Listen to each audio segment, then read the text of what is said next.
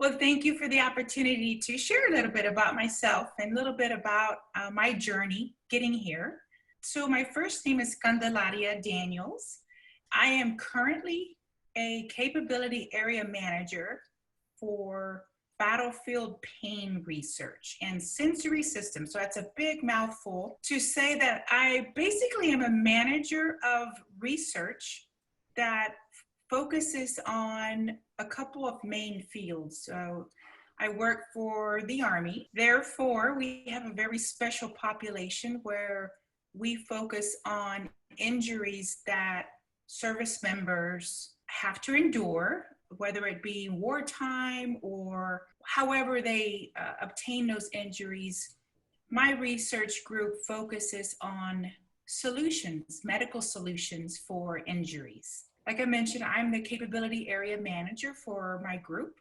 I have about 32 members in my group, if I remember that number correctly. In my group, I have military members, so other military scientists and physicians, technicians, just a broad array of really experts that work towards a common goal. I have a little bit of a broad background on how I decided to use I was going to say biology degree, but I have 3 degrees.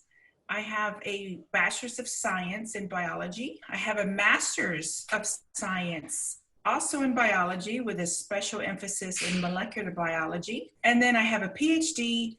in microbiology. Where are you from? I'm originally from Austin. I was able to get out of Texas and go to grad school. I went to University of Kansas. And then I also went to Colorado State University in Fort Collins. And then fortunately, I was able to come back to Texas after grad school. My family and I have been here in San Antonio for now 10 years. So what does a basic day in your job look like? My basic day involves a lot of communication, a lot of nowadays Zoom meetings like we're doing now.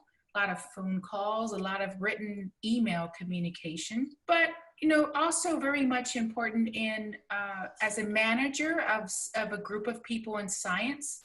I'm no longer in the laboratory like I used to be. Nonetheless, my day-to-day activities primarily involve coordinating with my research scientists, overseeing our projects, planning for future projects, trying to secure funding for research. I technically have 2 jobs. The first job I told you about, I work for the Army as a capability area manager.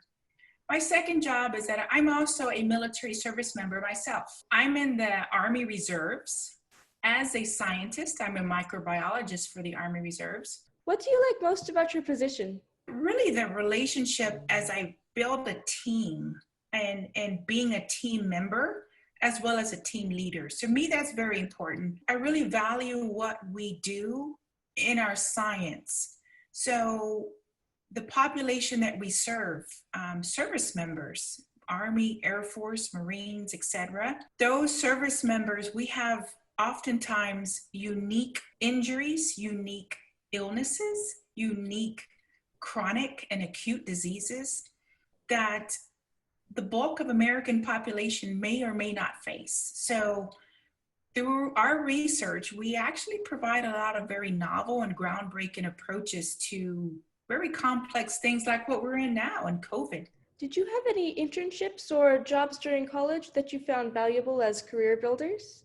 And so when I got to college, as an undergraduate, I joined a organization, and I apologize, I don't remember the name of it, but it was a shadowing opportunity where all the pre-med students would pair up with a physician, either like in private practice. There were several different options. And I joined the group, was really excited, thinking it's exactly what I wanted to do, right? Because I was interested in biology, thought I wanted to maybe be a physician. And through that organization, I was able to shadow a surgeon, and I was able to enter the OR for a live, a real operation. This is a real funny experience because probably about 15 minutes into the surgery, I woke up probably 30 minutes later because I fainted in the OR room as this undergraduate student that was so excited, bright-eyed. I wanted to be a physician. So that was an organization. It wasn't an internship. Obviously it was an opportunity to get involved as a potential physician in a pre-med group. As an undergraduate, I'll be really honest, I didn't have too many opportunities to have an internship. I had to work. I'm a first-generation college student, first one in not only my immediate family, probably, I was trying to remember that as well. I'm a fourth-generation born American. My family originates from Mexico. I've been in America so long, that we don't even remember at what point, we kind of immigrated to America from Mexico. In that kind of existence of as a first generation trying to figure it out, I also had to figure out a way to pay for college. So I didn't have too many opportunities as an undergraduate to go do an internship on the weekend or anything like that. So I worked a lot, had a lot of jobs.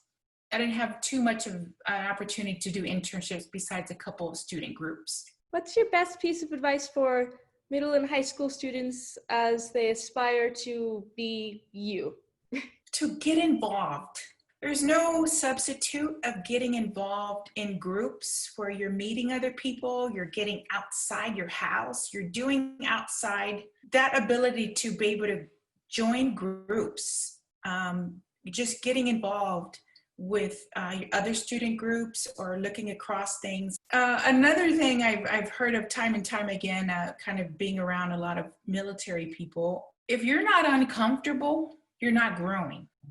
So whether it be high school, undergraduate, graduate student, if you find yourself really comfortable, that means you're not growing.